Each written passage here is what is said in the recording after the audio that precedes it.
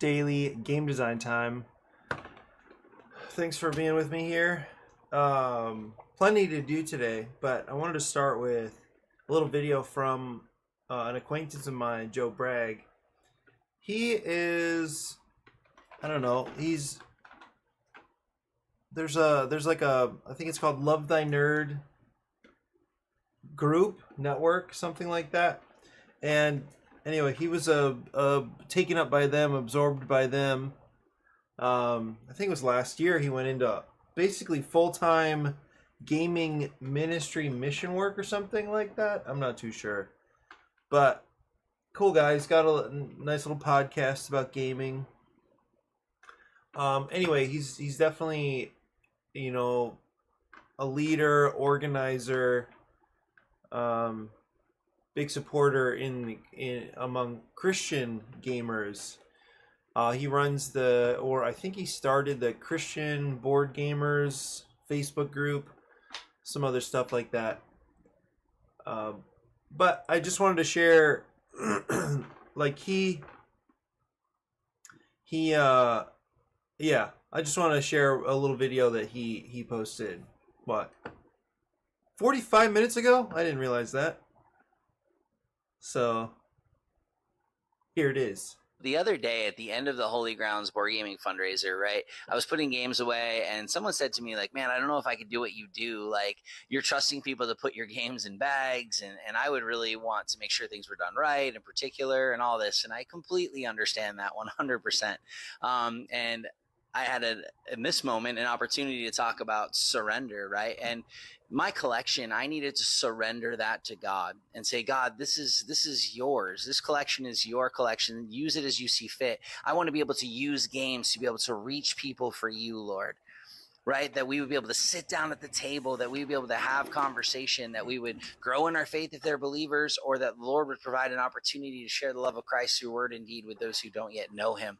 And so, Lord, this is your collection. All of these games, they're all yours. This is your collection, Lord. Use it as you see fit. And that was hard because obviously no one wants their pieces to their games missing. No one wants boxes destroyed, right? You have this collection, you put money into it, you want to make sure these things last. And I certainly want that.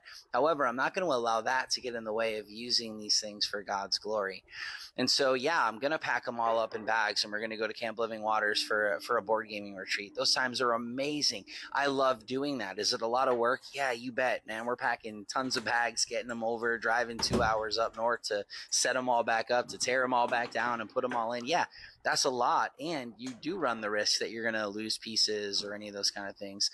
This required me to literally lay the collection down and just say, God, it's yours, right? And that just gets me thinking about life in general, right? Like, are we willing to surrender to Christ all areas of our life, all things, regardless of what your collection could be, right? I have friends, they collect cars, right? Is that collection able to be surrendered for God and his glory so that he might use it, right? Or are we just holding tightly to these things? But just looking at surrender in general, right? When we look at discipleship, like Jesus makes some profound statements as it relates to like surrendering and laying down our lives, right? That Jesus says you have to deny yourself daily, pick up your cross and follow after him. And he says, he who does not do this is not worthy of me. This is intense language that Jesus is using. Like following him requires surrender. It requires us laying down our lives. And for me, that includes this game collection, right? That God would use it. And he has. It's been incredible to be able to do that. Like, I love that opportunity to be able to go out and talk with people just through gaming and sitting down and building relationships. So are you willing, right? What is it that God is calling you to in this current day to lay down? It could be financially. It could be all sorts of things that we need to surrender to God, right? But that we would do that we would lay our collections, our finances, all these things at his feet and trust him with it. Till next time, God bless. Peace. The other day at the end of the... Okay, well, cool. Thanks for those ideas, Joe. The thing is that this is important to me too. I think you put it nicely. The idea of surrender makes a lot of sense here. And even, I actually left a comment because the thing is, I also use my library. Actually, for the last couple of years, it's been Nathan and I that offer our games for the retreat library. And I mean, in my view, yeah, well, yeah, we both put a lot of time and resources into gaining those games. For me, I went to like Goodwill literally every day for like 2 years. Almost every day, I would be in Goodwill trolling for games. And oh, let me show you my latest Goodwill find.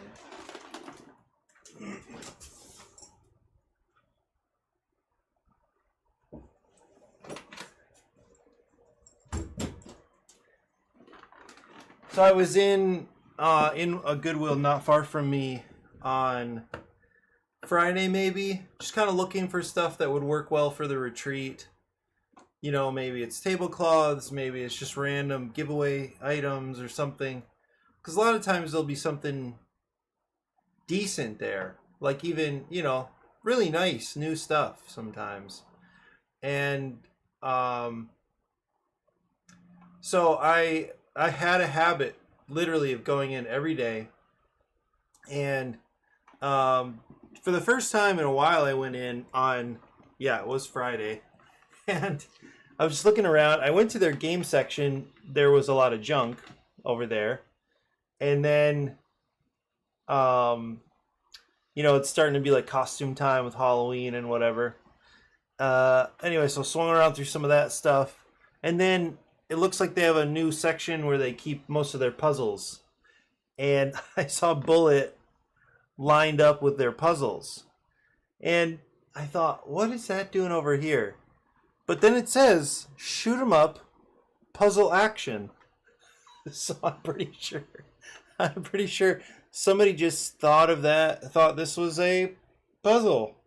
So that's the funny thing. So going to Goodwill and, you know, just like looking at the random places, the random, like, just knowing, or for the first time having some sense of the value of things. I think games, you know, and like trying to build a game collection from used games, and spending a lot of time playing games and like learning more about um, the types of games people value. It's really interesting to then finally, you know, I go into Goodwill, and oh, it's like I feel like I'm a picker for the first time, or what is the um, some kind of collector, because this really is the first time that I think I'm somewhat aware of the value of objects when I go into a, you know, into some kind of place where there could be collectibles, but it just everything looks like junk, so you can't really tell. And yeah, so it's been really fun to like identify these little gems. So it was almost addicting, I should say, because you never know what valuable thing you're gonna find. And so I wonder, what is your best Goodwill find? I think Bullet actually is not a bad, like, um well, I guess I've found so many games at Goodwill. Actually, okay, Bullet is a good one, but the best game that I have found, or that I think one of the best moments for me in Goodwill, I think there were two. One was finding, there was a game called is it Blitzkrieg? No. What's the It's the Halamori game. I think it is Blitzkrieg. I recently got it off. Yeah, World War II in 20 minutes. Blitzkrieg, World War II in 20 minutes. It's this one.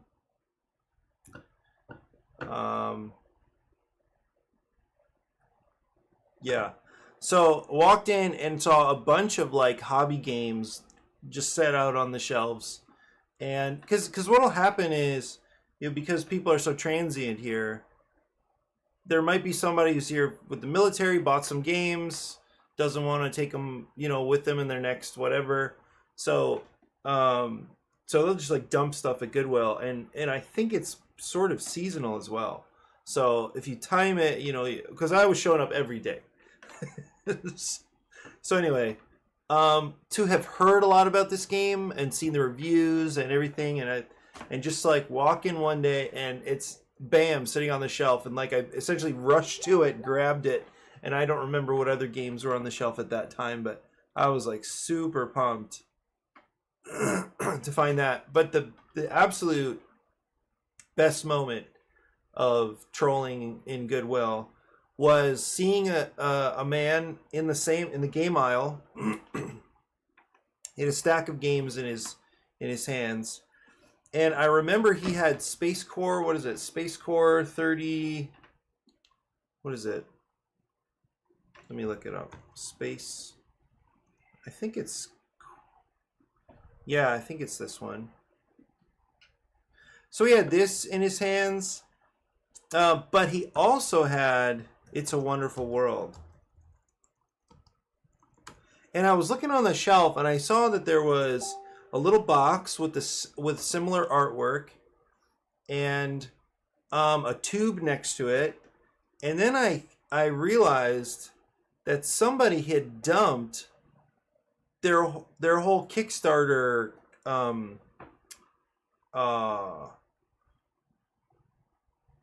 set. I don't know how to say that, but somebody had left the base game, an expansion, and then I think like maybe a playmat for it or something. I don't think I got I don't remember.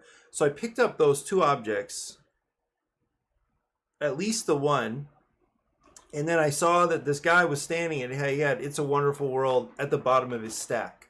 And so I asked him, "Oh, cool! Like, what do you play a lot of these? Like, do you play games a lot? Do you play at any of the game store or something like that?" And this is already like 2 years ago, so I was still kind of new to the situation, you know, trying to get a feel for games in general, and so he said, "No, sometimes I just stack them up there. They just kind of look nice on my wall and don't really play." And I said, "Wow, I've heard of It's a Wonderful World. I think it's a great game." And then from that point, somehow I talked him into giving me It's a Wonderful World. I think I even like offered to pay him for it. Anyway, it's still a favorite. It came out last Monday night. I've had the game for, like I said, a couple of years. I have the expansion for it. I think there was a playmat involved, but anyway, that was such a fun little moment to talk somebody in Goodwill out of, or talk them into giving me a game that that is now in my collection. Okay, so anyway, the retreat is really starting to feel real. I thought that was a really nice little video though from Joe, just about how the collection, I view the collection as mine, so I want to take care of it, but the collection is to be played. The collection is for all of us to enjoy. Now, I still ask for support sometimes. So for example, there was somebody in there, they were doing some meetings in the same space that I keep most of my collection for Mondays. And they asked if they could take them home, and I said, you know, for you, yes, if they could take one or two. They actually run the camp, so we're going to see them again this weekend, the camp where we do the retreat. So I said, for you, sure, one or two, absolutely, that's no problem. Normally I ask, and that's what I clarified. Normally I ask that if somebody borrows it, that they support what we do. So, you know, there's some kind of, you know, little donation is great, something like that. So I do try to, you know, keep my games together and that kind of thing, but I don't know if anybody's in there, they just like walk away with the game. I have no idea. I do have to I do update my collection on BGG pretty much whenever we have a retreat, because I build the we build the library off of my collection. It was, as I said earlier, it was from Nathan and myself, but with Nathan having moved on, where does he live now? Arizona, I think. I'm just gonna send most of my games up. And anyway, it's like a privilege to have this resource for people to enjoy. Anyway, most people bring their own stuff. Mine is just kind of backup, and for people who are new to the hobby. That's most of my games anyway. So yeah. Anyway, thanks for that, Joe. And okay, so I have a couple of things I want to do today. One of them is to go over some feedback I got from a playtest with Eric yesterday. And this was really cool because this was, I think I mentioned it on stream yesterday. This is our first time connecting over one of my games because we had the summer to look at his game Adulting, which he's going to be selling at, I forget the name of it. It's going to be in New York City. It's a market, indie games market or something, indie game market. So just really excited for him. But we've really focused on his project. Because that was our relationship. I joined the Unpub mentor-mentee program, and I was Eric's mentor.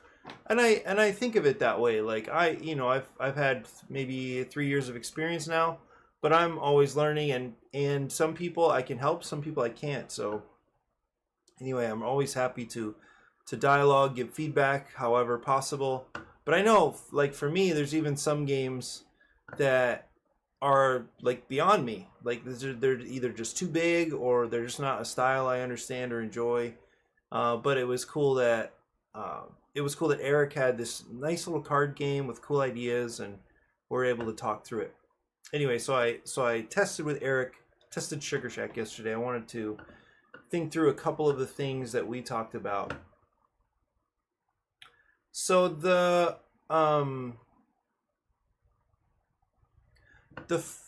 first and most important thing that honestly really affected the playtest is that I forgot to apply an idea that we came up with from the last playtest in person, and that was part of setup.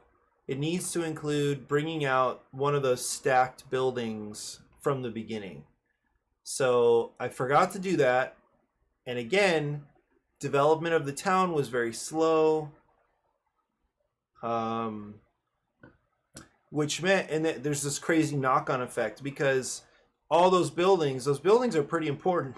like you need you want the hardware store out so that you can start. Actually, I can show some of this, I think.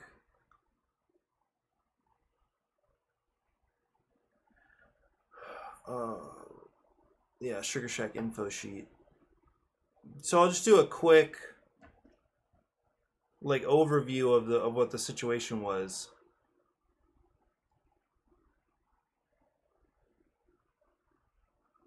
So setup in this game, it pretty much has, yeah, these buildings are not available. They get stacked and flipped over, and then they cover the community projects card. So it's kind of an upside down T is the shape of the town at first. And then since these cover, I don't have a good way of like flipping them over, but these would all be sitting here. And then that's the, oh, here's the card back. So then a player can go to, like, this is the back of the gift shop. So they go to this card, they interact with it, and they gain some resources. But then after they do that, this card flips out into town, and they reveal the building. So what we learned, I think it was 2 playtests ago, we learned that it's pretty important for one of these buildings to be available from the beginning, and it's important for a couple of reasons. One is so that it's all a timing situation, and the timing is relative to these cubes being pulled off of the Sugar Bush card. So these cards are pretty important for gameplay, especially the hardware store, which is where the upgrades come from. And then there are these other. What happened to the last one? I think it's behind community projects. These other ones, they are more powerful. They either offer better money or other benefits. And then of course, this is also a big issue. It's not this. Oh, the grant office is missing. There's one card that's not in here, but it's another type of upgrade. And the thing is, that card, it accrues cubes that are used on other cards. So if that stuff doesn't come out early enough, then there's there's a big delay in some of the other ways that the game wants to develop. So like you're not making progress toward grants from the grant office, or you're not upgrading and feeling better about your turns and, you know, doing more interesting things. You're not getting big payouts that help you, you know, toward upgrades. Like there's so the thing is, I forgot to reveal one of those 4 cards. So that was unfortunate because we really felt it. Like you can really see how it's an issue that it's too slow. It's way too slow. So that was really important to see it happen again. So I think it was by so there are 3 weeks in the game. Weeks are timed by the flipping of that card of the sugar bush. So when these cubes run out, the card flips, and then a couple things happen, but then you go again. Yeah, see, I thought, oh.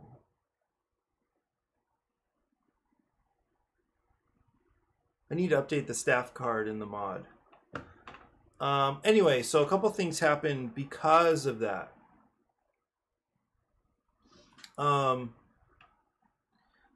Number one, the first mayor card that came out was Farland Fuel. And Farland Fuel, I don't know that I have this one to display. It might be down here.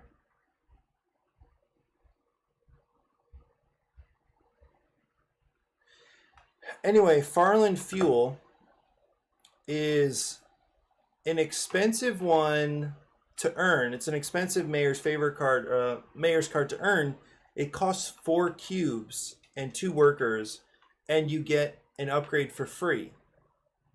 Well, by the time that card came out, meaning that we revealed all those other buildings, and now the mayor's cards start coming out, I already had all my upgrades, so it was meaningless for me, at least in the way the endgame conditions were going to work.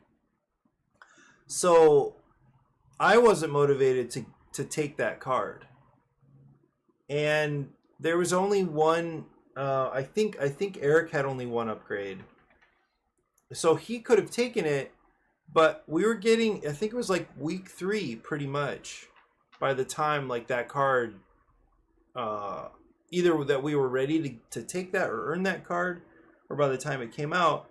So, or it was definitely at least through partway through week 2, maybe halfway. So it was just sitting there, and it sat on top of the Farland Market. So it, you know, it just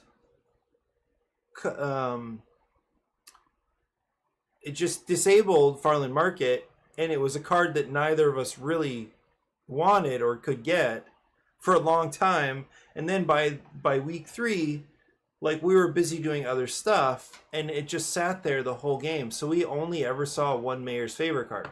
So that was a knock-on effect of the slow reveal of the town cards, because if we had seen it earlier, then maybe I would have been motivated to get it. You know, it might have come out before I'd gotten all my upgrades. And anyway, it that did not go well. The fact that that card came out, because other cards would have been fine. They don't cost as many cubes, and it would have been okay. Yeah, so I forgot. This is what the note I put. I forgot to hurry up that the building reveal is there.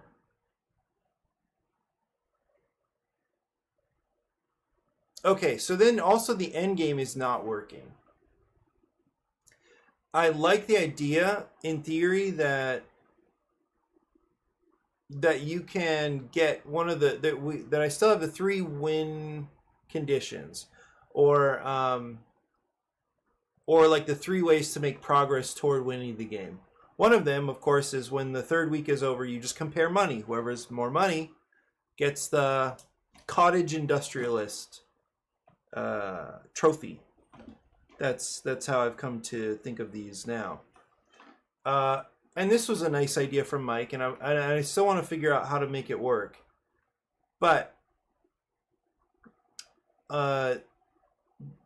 moving on, the second way to get a trophy is to be the first to support 3 community projects. Well, same like before, like we both got 2 community projects, and that was already in week 3. So we kind of both saw that by investing in another community project, it was going to knock our money back down, and we weren't going to be able to get 3 of them. There was no time. so the game incentivized us to ignore community projects for the rest of the game. So what in the world? That didn't work. So that's the second way to get a trophy, and that didn't work at all. Again, I think partly because that card wasn't available early enough. Also, the pressure that this way of thinking about win cons works, it just isn't quite working.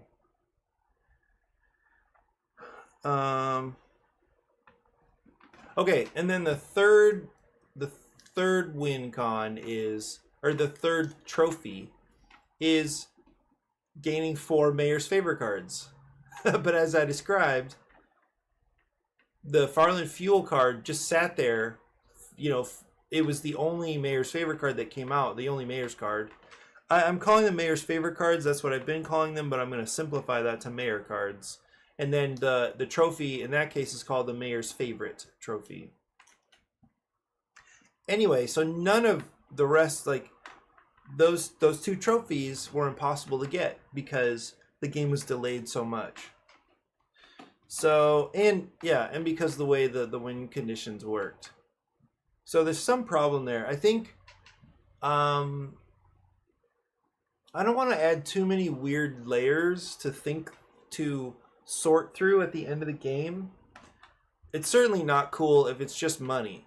Like compare money. That's not cool. It's not interesting, and I think it would lead to some weird behaviors toward the end.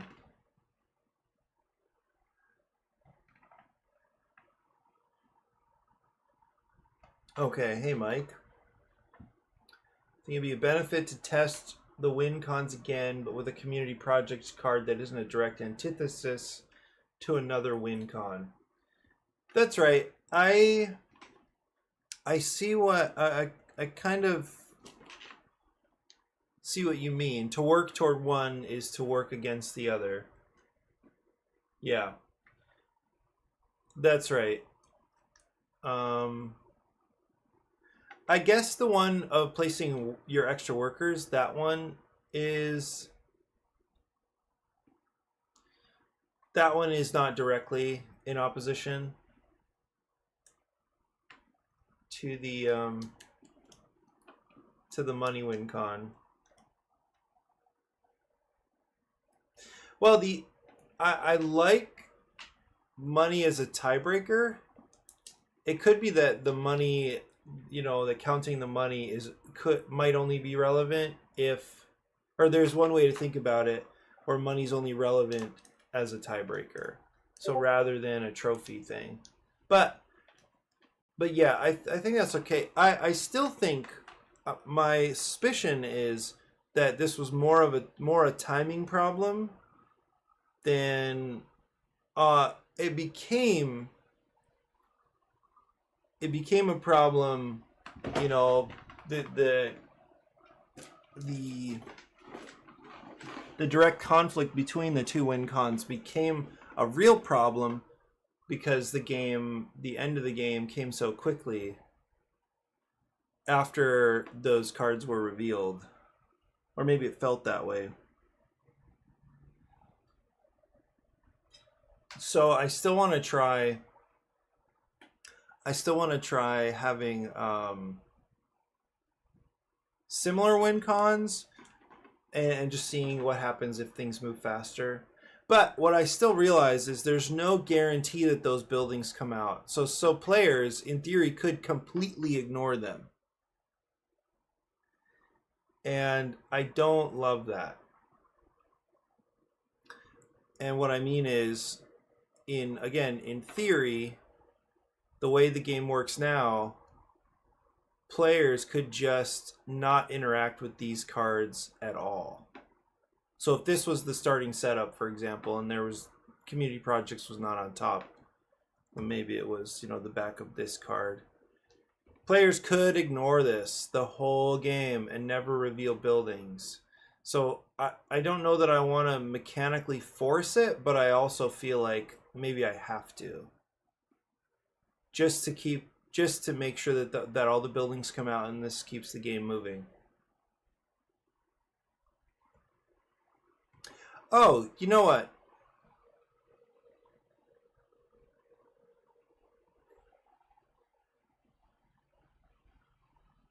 I think one way to do this is similar to, what is it? There's one of the, oh, Mike, I also worked on the, the cell sheet quite a bit.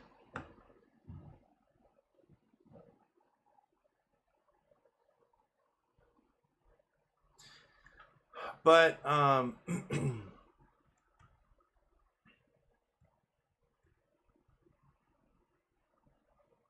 yeah, there's one mayor card that, you know, that I think we have two cards in here. One is a community project, one is a mayor card that cares about the timing, like which week it's in.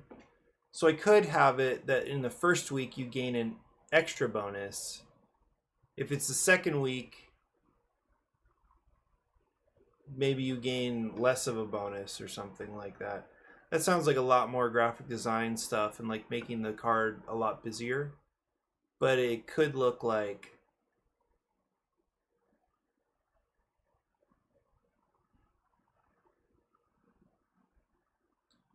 it'd be something like, oh, this is a really old one.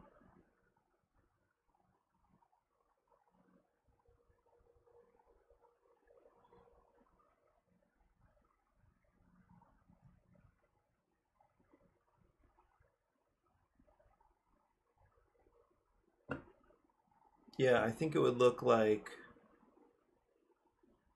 where are they? These ones. You know, it could have like the little tree and one somewhere on here. Let me grab that actually. Oh, here. So this would be one way to tweak the incentives, right? So anyway, that's an idea, that you get an extra bonus if you do it by week 1.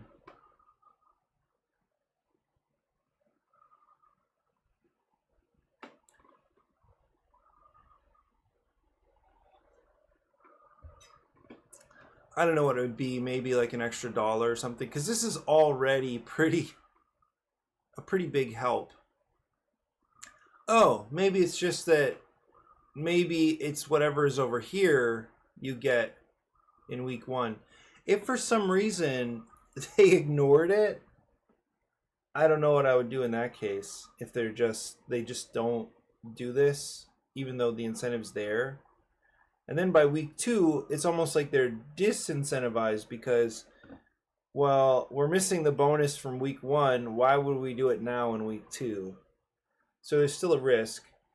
But I think there are probably like, I don't know,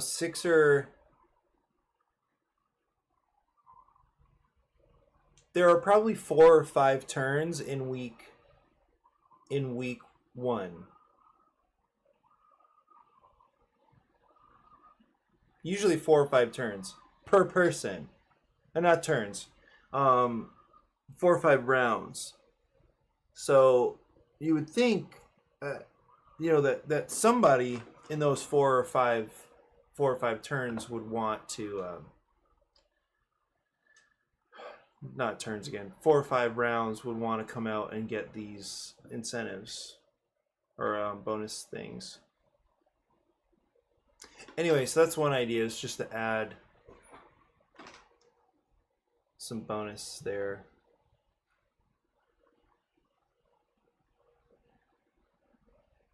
Right? If it's week 1, then you get that stuff. If it's week 2, then you would only get this stuff. So the value drops off like crazy. Because I think they're all only 4 right now anyway. 4 power. Why is this card by itself up here? What's going on there?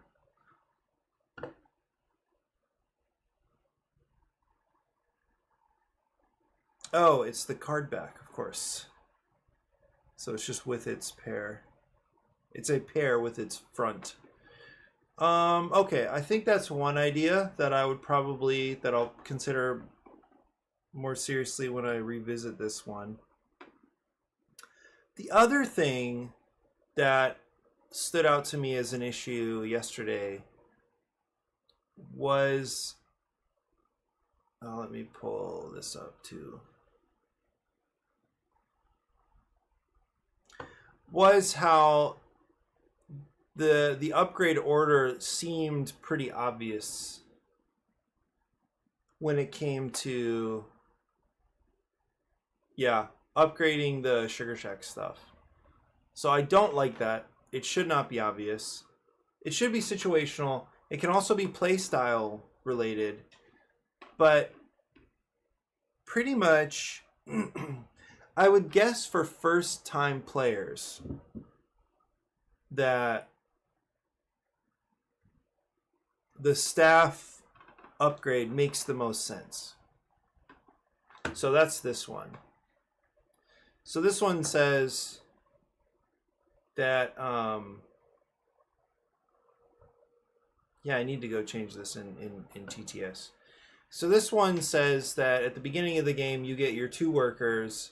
Once you upgrade, you get a 3rd worker. And having more workers is always good. It's always good.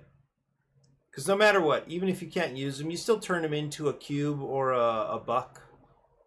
So it's just always good. So first time player, you should probably get the staff upgrade. Now somebody with a little more experience,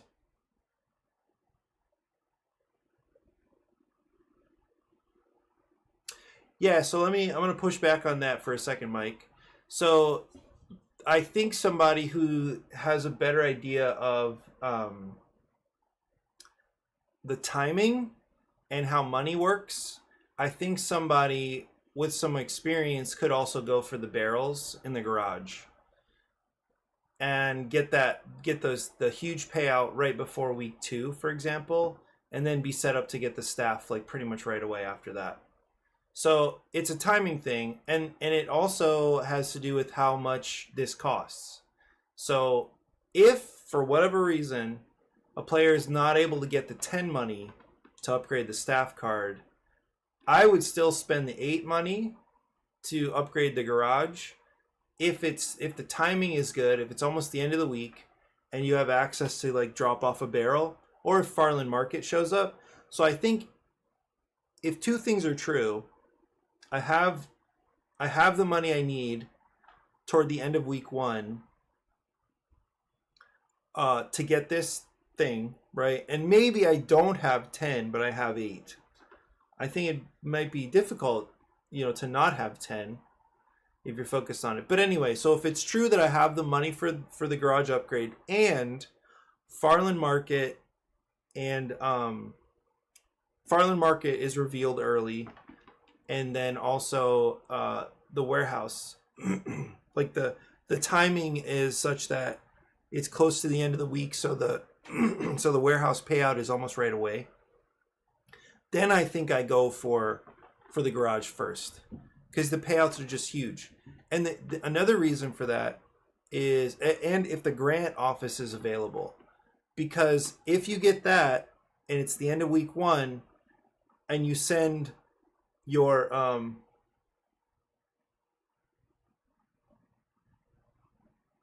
but all of those heuristics still make it a non-decision. But it is, I think it's you mean if these conditions are true, then it's obvious to upgrade the garage. Well, that's why I'm saying it's partly an experience thing. I don't think you have to upgrade the garage. I think the staff is always a good choice. But I think so that's like building the case. That's still like, that's a very, very specific situation that you would have to notice. But there could be a situation where some of those things are true, but not all of them. And I think somewhere in there, right? So if all of that stuff is true, definitely go with the garage. If none of it is true, definitely go with staff. But I think it'll be unlikely that, all of that stuff is true. So I think somewhere in there, there's a little bit of choice, like meaningful choice. And anyway, I think claiming barrels feels good. So even if you get the sense that getting more staff is always good, dropping off barrels feels really good because you get these huge payouts. So anyway, I don't know. I think you're right still that staff should stand out to somebody as like, this is a no-brainer, except in some specific situations, or if you just like the idea that you're going to get massive payouts from the barrels early on and get that kind of advantage.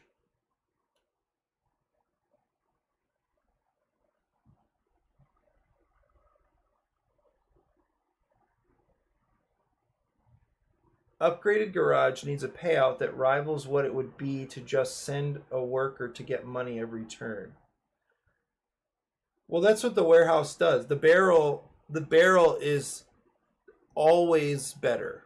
Like the barrel is, it has a massive payout relative to what you would get in any other situation. So the value's always there, I think. So for example, in week 1, or I'll just look at the barrel. So if you were to claim just the bottle from the warehouse, that's 2 times the payout. It's 2 times the payout for 1 cube. 2 times the ordinary. So like from Closerby Market, that's the baseline. It's 1 worker, 1 cube equals 3 money. Well, here 1 worker, 1 cube equals 6 money, so it's twice. But if you get your barrel, then it's 1 worker, 2 cubes is 14 money. In other words, 7 money per cube. So it is just it's a better payout. Additionally, these cubes go to the grant office. So if you were to claim a barrel in week 1, then you're already halfway to a grant office upgrade, which is huge. Like that is such a big deal. But I think you wouldn't really know that the first time you play. So that's the point. Like that's what I'm highlighting is like this, if you get your barrel early, it's a super powerful thing. But of course you're still sacrificing the action economy side, where if you have more workers, you get to do more things. And I think playtesting will bear this out. But but the garage, the upgrade is really strong. But so is the staff. That's great. And so the problem is, even if those are not perfectly aligned, as in maybe even if they're not a perfect decision, the point is both of those, it's a 3-turn differential. You'll have to describe that to me, the meaning of that. Because I feel like it matters. I just don't know what it really means. 3-turn differential. Oh, so it takes 3 turns to get it takes 3 turns at Closer B Market to get what I would get out of the barrel.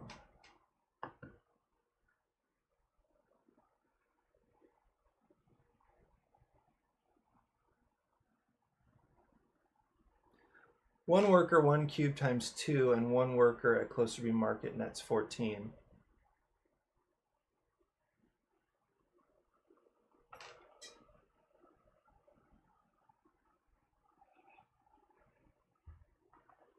More than 14. 1 worker, 1 cube.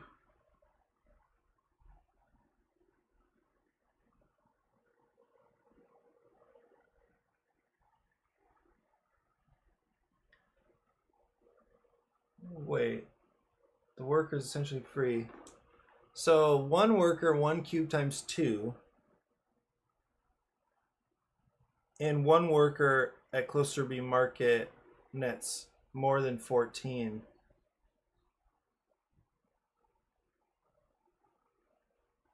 So you go on with your plans as normal with that worker getting what you would get for choosing the garage upgrade for 2 turns. What do you mean nets greater than 14? 1 worker and 1 cube times 2, and the 1 worker at Closer B Market nets.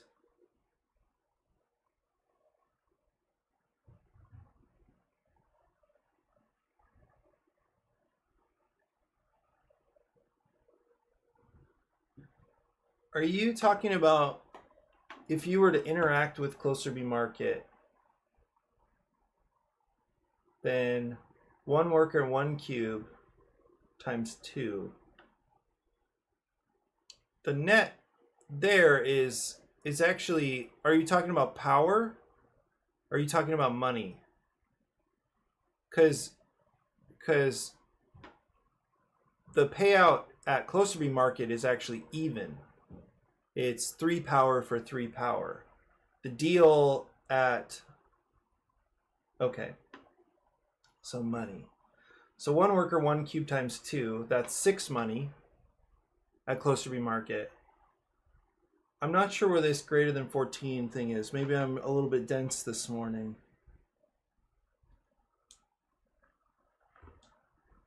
You receive the same benefit of getting the garage upgrade. You would spend the worker you get the warehouse times 2 for the bottles, then once at Closer B.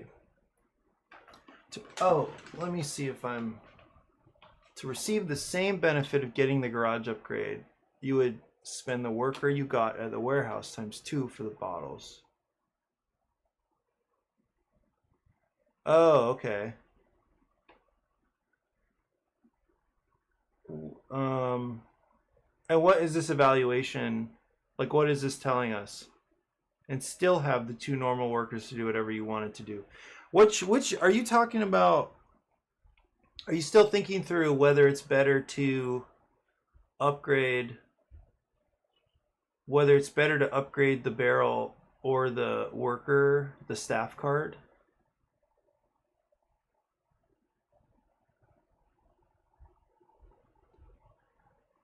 If you take the worker upgrade.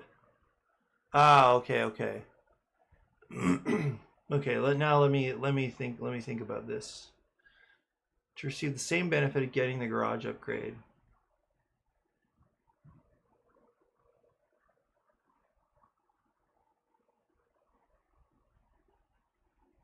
There's a little detail here. I'm not sure if it really matters, but there is the risk that you won't have the chance to get all of that done. And what I mean is, the other player is going to be jumping in the game to claim stuff too. So it's not like you just have free access to the warehouse. If you have the barrel, all you need is one turn to get all that value. If you don't, then you need to have 2 turns at least to get similar value. So there's a risk there. Now it doesn't. There is a risk that if I get a barrel, then the other player is going to be blocking me. But then I just get first player, and I have at least 1 turn that where I should be able to get that value. So I think I may be following your thinking here, but what do you think about the fact that the other player is also motivated to keep me from getting, like, I don't just have easy access to the warehouse necessarily. And I could jump in, get a bottle with one of my guys, do something else, and then have my upgrade and jump in with a guy later and get a barrel, and then that's huge. Like, that's insane if you get you know, before you get the garage upgrade, you're still claiming warehouse spaces. Like, that's a big deal.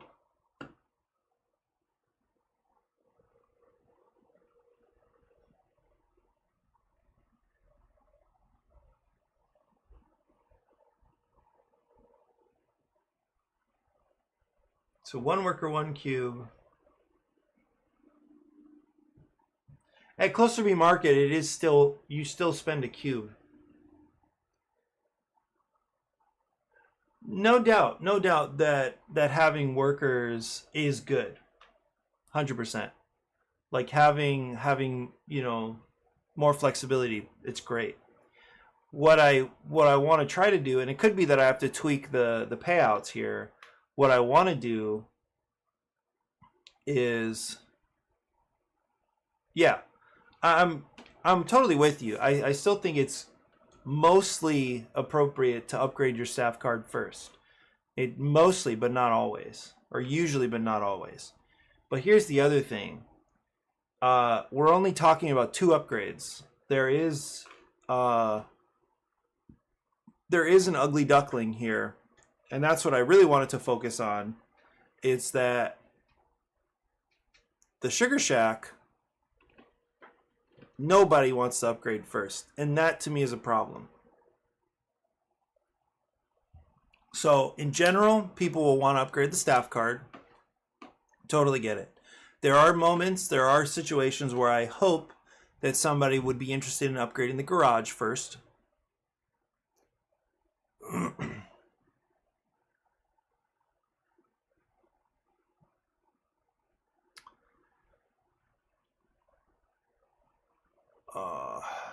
See, I just don't know. Like, I think like maybe I'm missing something here, but I've already convinced myself that there are moments when the payoff is just huge and awesome and worth it, because you get that payout, then you're able to get the next upgrade right away. That's awesome. With the staff, you still need to do some other stuff. Like, it's still going to take a little while. You upgrade your staff, you get knocked back $10. So then it's going to take you a while to build up to upgrade your to your garage, or to upgrade your to get barrels. So I think there is a situation for sure when you would pay to upgrade your garage, get a massive payout, and then right away upgrade your staff. So to me, that could also be amazing, like super powerful. So get the garage upgrade and then turn around, maybe even next turn, and get your staff card. Whereas that's impossible the other way around. If you pay, to get your staff upgraded, it's the most expensive upgrade there is. Then it'll take you several turns to work back up to get your barrels. So I think that also matters. But again, I think that may be an experience question. It's also a timing question. The point is, hopefully, depending on the conditions of the game state,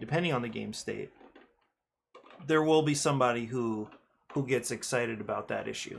Now, the main problem I was trying to address, actually, we're not going to get to ADRA HQ, it looks like. the main issue is that the Sugar Shack does not seem to offer the type of benefits that these other places do, so that it's another type of non-choice. So that's the problem that stood out from the playtest yesterday. So one solution, this was kind of a solution. It's not perfect. It still won't go first, but one thing that is a kind of problem with upgrading the Sugar Shack is that you're likely to not be able to not have an outlet for the cubes that you're producing more quickly now. So they're just going to like fill up the garage, and then suddenly you'll have an excess, and you're only going to be making $1 off each cube in excess. So that's a problem. And that's also if somebody, they're kind of new and they say, okay, so why would I want more cubes right now? They might not have even experienced this problem of just like overfilling the garage and being sad every time they just turn a cube into one money. So one idea that Eric had yesterday was just to increase the capacity of the garage. And that idea I don't mind. And this again would be another experience thing. I don't think a player would ever upgrade their Sugar Shack first on purpose, having experience in the game. They might upgrade it first because the game is called Sugar Shack and it seems like that's something that you should care about.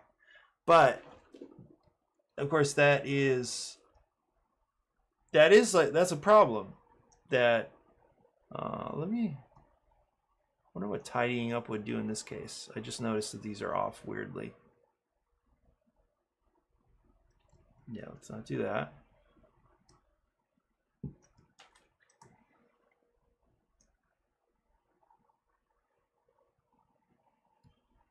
Okay. So one thing that made sense is to increase the garage capacity so that it's not a problem that it's not as much of a risk that you're going to overfill the garage. And you'll have the cubes you need for big like mayor card moves. So if you start accruing, cubes earlier and you've got just like a bunch ready to go, when the mayor's cards come out, then you're ready to start dumping cubes into those. So that would be an experience thing. I don't think a first-time player would know to do that or think of that. And I still don't think that means somebody would upgrade their Sugar Shack first, but it would be something to experiment with for a player to like try and see if there's any instance of playing the game where that would actually work. So that's somebody who's played a few times and they see how strong the staff card is, they see how strong the garage can be in certain situations, and then they're like, well, what happens if you upgrade the Sugar Shack first? It doesn't seem as good. So what I would hope, and the thing is, at this point the Sugar Shack is the cheapest, so it only costs 6 money to upgrade, so you can really work your way back pretty soon. Oh, you can work your way back to 6 money pretty soon. And so hopefully that, it definitely doesn't elevate the Sugar Shack to just by adding more capacity to the garage. It doesn't elevate Sugar Shack to like the level of the value of the two others, which is still kind of a problem. But at least it could be a more viable approach if you're focused on earning mayor cards. Right? At least I hope so. I don't know that it makes sense really, but it was one possible solution.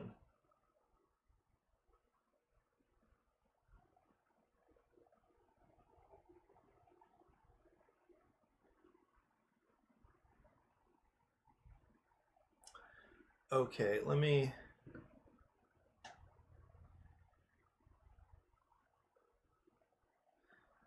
see here. So you may not have to worry about creating a decision space around which of the 3 upgrades should I pick if the decision is, should I upgrade something now? I like that because, yeah, because even if the order feels obvious, I mean, I think it's still nice to reduce that feeling if possible. I wish the order didn't feel obvious, but even if the order does feel obvious, I think you're right that I'm gonna clean these up too. Even if the order does feel obvious, then you're right. It's is the timing good? So at least there's that. Yeah, that's nice as an observation. But I still want to kind of level things out, or at least for somebody to feel like they've found a way.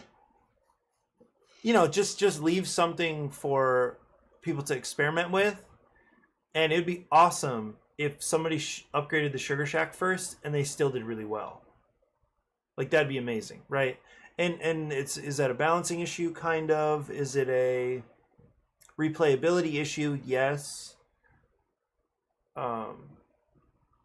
Yeah, I just like the idea that, well, we offer these upgrades. I'm telling you, based on the price, that some are more powerful or more valuable than others.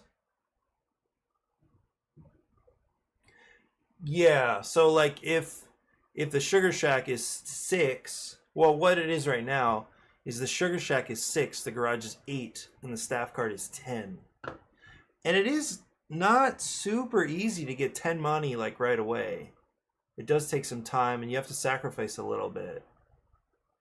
But if you were to bump that up to 12, then suddenly the other upgrades become really attractive. So it could be a playtesting thing, and just keeping track of what people upgrade. Let's see, what they feel like they should upgrade. But would it be picked more? Yikes!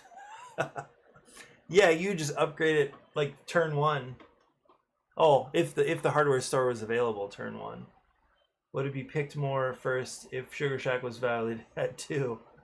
I would hope so, because still, I don't think it's bad. It's not necessarily bad to upgrade the Sugar Shack early.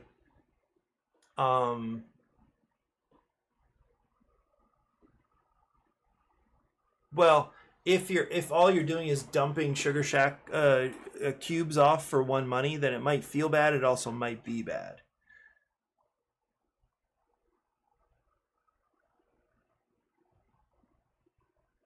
You know, it was kind of interesting. I think Eric upgraded staff and then he upgraded Sugar Shack. Whereas I upgraded staff and then upgraded garage. So, and so I think people are tempted into upgrading the Sugar Shack because it sounds good to produce more cubes. Anyway, like, it just seems good, but it's not right now. It's not actually good enough to do that, and that's why I think increasing garage capacity is actually a decent idea. It wouldn't hurt anything, right? It doesn't hurt anything to just add. Let me see. Hang on.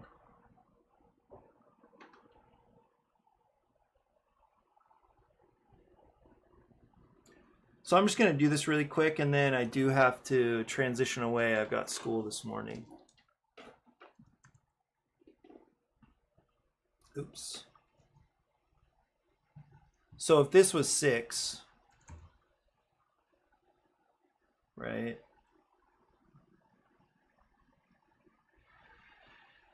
Let me pull this down.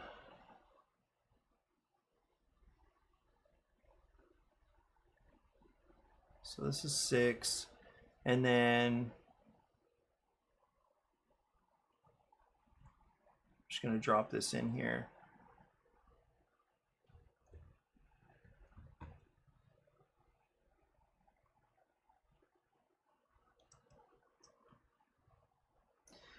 Yeah, having a limited space is not, I don't think is really having the effect that I was kind of hoping it would, in that there's not much, I feel like there's just not a great reason to force people to get rid of their cubes. Partly because sometimes there are not enough outlets for you to take your cubes to, so it's not like, hey, you're being a bad manager of your cubes. It's kind of like, well, there's just nowhere to go right now, and that's a little bit sad. On some level, it should be, if you're not spending your cubes, yeah, you're eventually going to have to burn them, but it felt like maybe it's a little too tight and there are too few options, because most of them are drop off a cube here, drop off a cube there, and it's kind of like there's just not enough outlets, especially if the gift shop is not available, or if it's full. What are you going to do with all these cubes? So in the middle game, or right before the mayor cards really start hitting, it seems like just leave people alone. Let them gather some cubes. That's why I like this idea.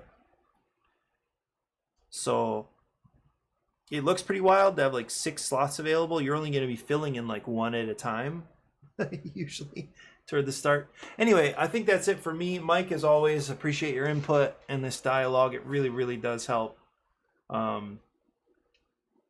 Yeah, it's really good to have somebody sharp helping me think these things through.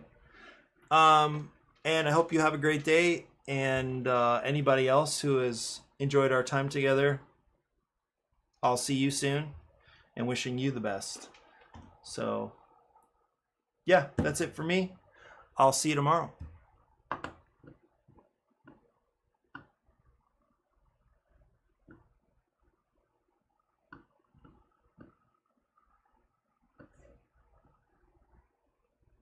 Oh, hey, Seth. Sad I missed you. I can't tell when this was done, like when you commented. So that's too bad. Yeah. Oh, nice. Okay. Glad I caught you. Twitch style. I'll have to remember to have Twitch open and YouTube open for comments. Because I do, yeah, it'd be fun to have you help me think this stuff through at some point as well.